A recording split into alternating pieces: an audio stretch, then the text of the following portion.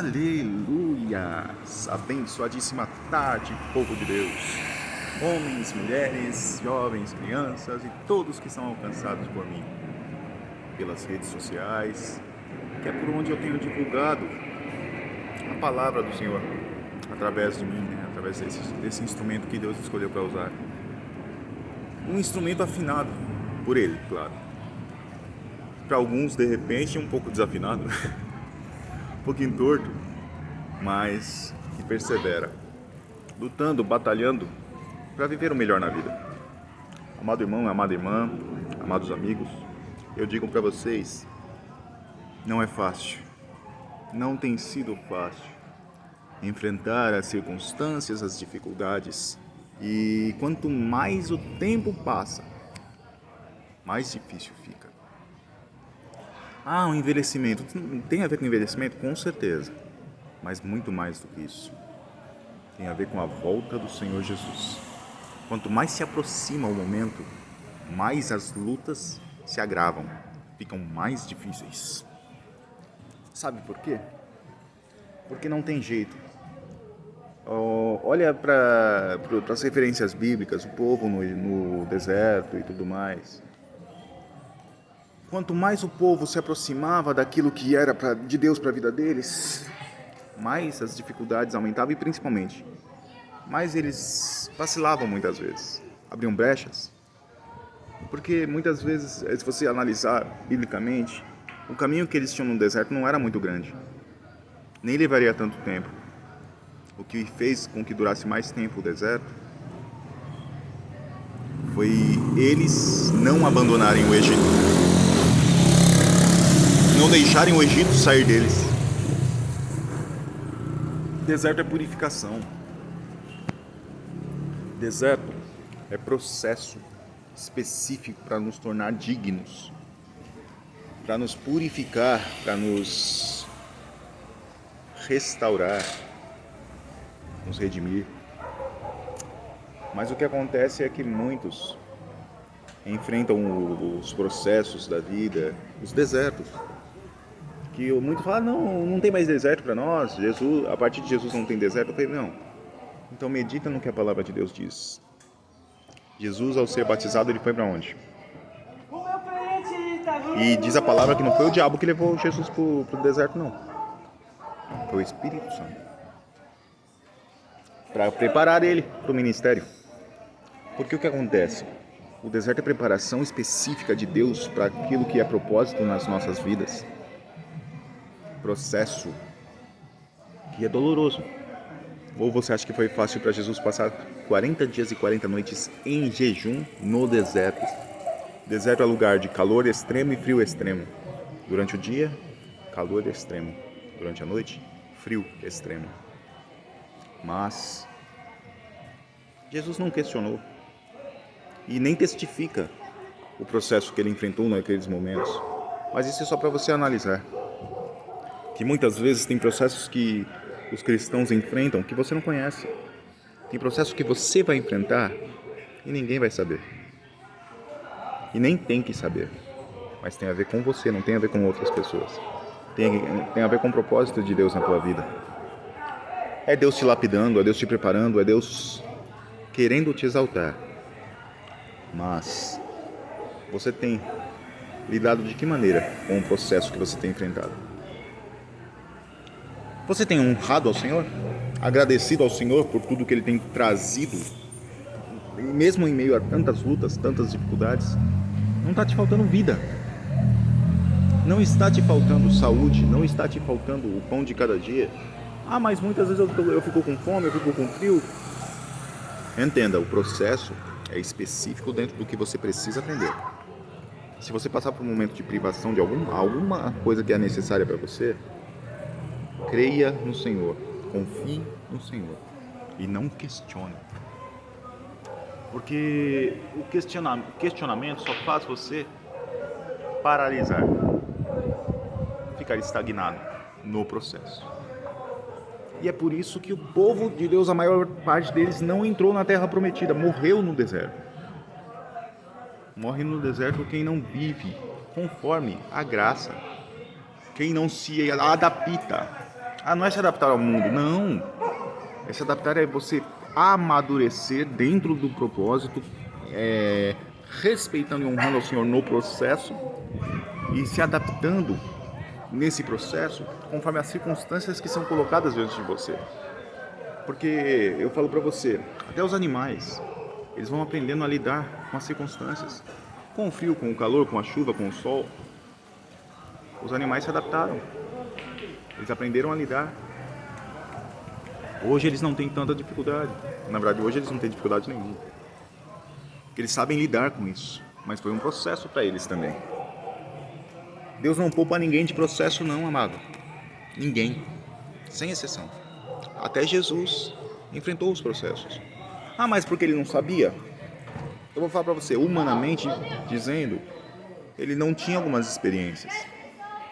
Mas, mesmo humanamente dizendo, Jesus ele cresceu, ele se desenvolveu, amadureceu, mas principalmente, medite comigo, pelo que a palavra de Deus revela. Ele nasceu de uma mulher, com certeza, cresceu criança, tudo certo. Ele se tornou uma criança, se desenvolveu, adolescência, juventude e tudo mais. Mas pense comigo, em algum momento ele deixou de ser Deus? Em algum momento Jesus, o Senhor dos Senhores, Rei dos Reis, deixou de ser quem ele sempre foi? Porque ele é. Ele não era. Ele não será. Ele é. Em toda a eternidade, ele é. Então, eu falo pra você, mas ele teve que crescer, ele teve que aprender. Não, ele já sabia. Eu digo pelo que eu entendo, pelo que a palavra de Deus vai descrevendo. Se você perceber, ele quando criança, ou adolescência, na fase de criança para adolescência, ele ensinou. Ele ministrou para os sacerdotes. Não de maneira enfática, não de maneira com posição, não, mas com autoridade. Porque a autoridade ele nunca deixou de ter. Porque todos ficavam de boca aberta ao ver Jesus pregar, ensinar, ministrar. Depois que ele começou a fazer os milagres, vendo os milagres, vendo os sinais, todos que fluíam através da vida de Jesus. Muitos se assustaram. Falaram, não, da onde vem esse poder? Não, isso é coisa do inimigo. Porque eles não conseguiam entender que ele era o cumprimento de toda a palavra. Ele é o cumprimento de toda a palavra. Ele não era, não, ele é. Eu falho, ele não. Falhei. Mas ainda assim, me corrigindo, ele é o cumprimento de toda a palavra, de toda a profecia. Ele é o cumprimento. Então, só que o que acontece? Os fariseus, os sacerdotes da época, não aceitaram isso. E se levantaram contra Jesus, até conseguirem a condenação, a crucificação e a morte. Só que eles não esperavam que ao terceiro dia ele ressuscitasse. Só que ainda assim eles fizeram de tudo para abafar, para que ninguém soubesse o que tinha acontecido. Mas sabemos, né? Graças ao Senhor. Porque não adianta. A verdade liberta. E a verdade não vai deixar de ser pregada, não vai deixar de sempre superar toda a resistência.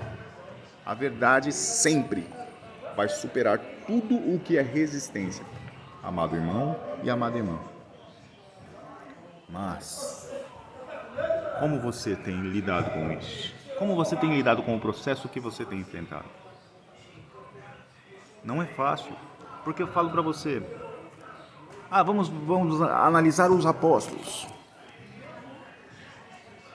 O principal, Judas Iscariotes. Você, pelo que a palavra descreve, ele estava ali para trair. Mas será que desde o começo ele estava com isso na cabeça dele? Ou ele foi um instrumento que o diabo foi desenvolvendo dentro daquilo que ele tinha como armadilha?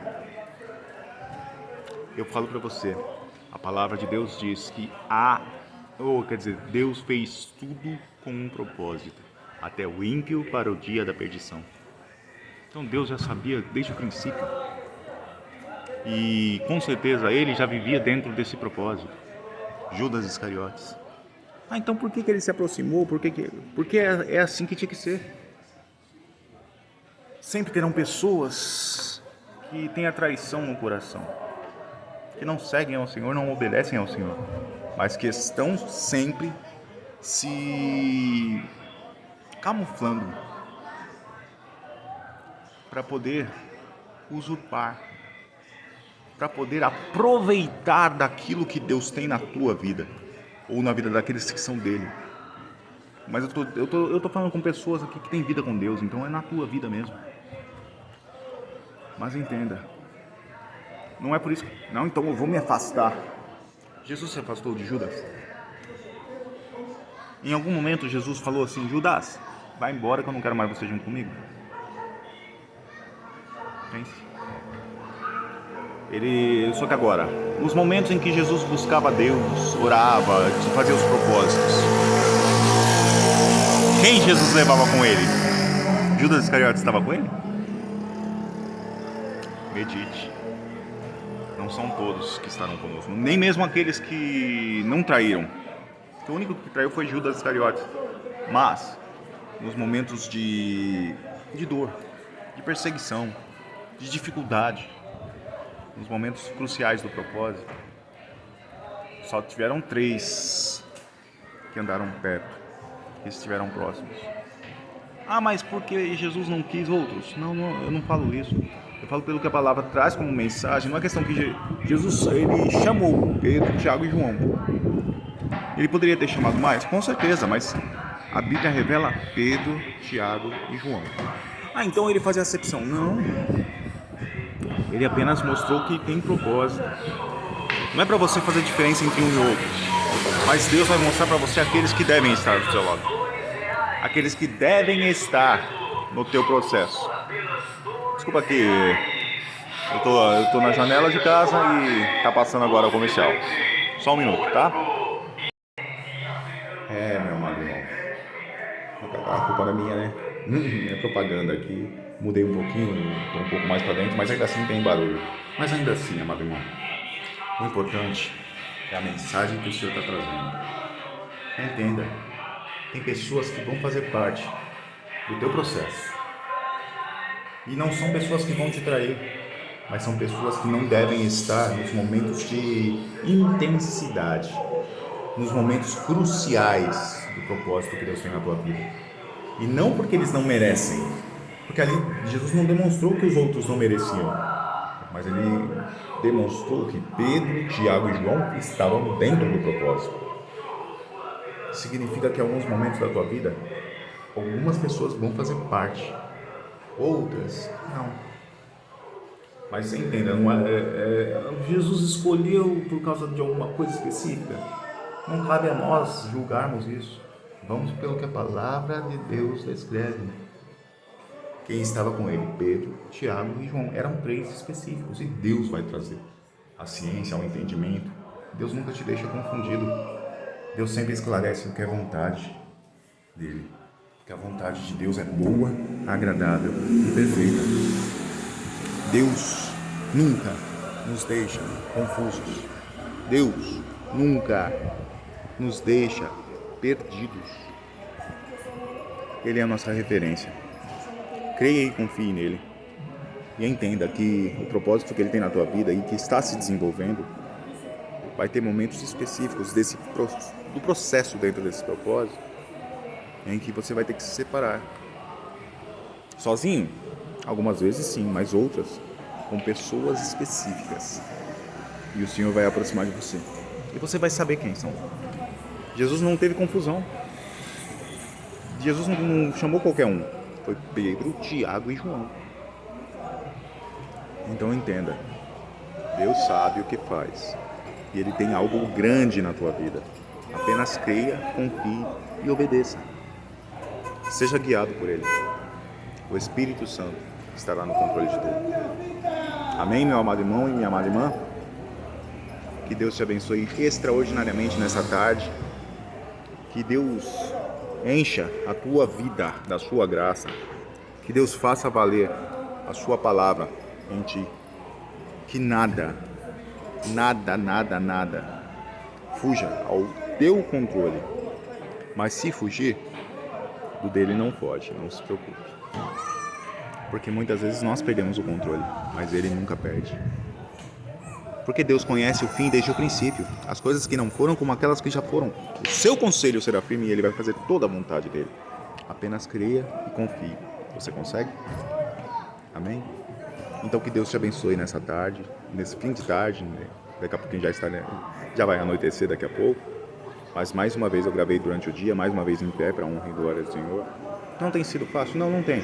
Mas a graça do Senhor me basta. O Senhor me fortalece e me capacita para trazer tais mensagens. Cada uma delas dentro do seu propósito. O Senhor está com você. Ele ama a tua vida. E se quiser me dar, pedir algum tema, algum específico, manda mensagem para mim. Mas eu estou aqui para servir e honrar ao Senhor como Ele der a direção. Farei isso sempre, para a honra e glória dEle. E sempre quero fluir, que eu mudei. Eu antes não gravava vídeos, agora estou gravando. Então que isso seja feito sempre à vontade do Senhor. Amém? Que Deus te abençoe. Um grande abraço. O Ósculo Santo. Amado irmão e amada irmã, conte sempre comigo. Pode chamar se precisar. WhatsApp, Messenger, e-mail e todos os contatos que tem nas minhas assinaturas. Amém? Que Deus te abençoe. Ósculo Santo. Te amo, meu irmão. Te amo, minha irmã. Em nome de Jesus. Amém.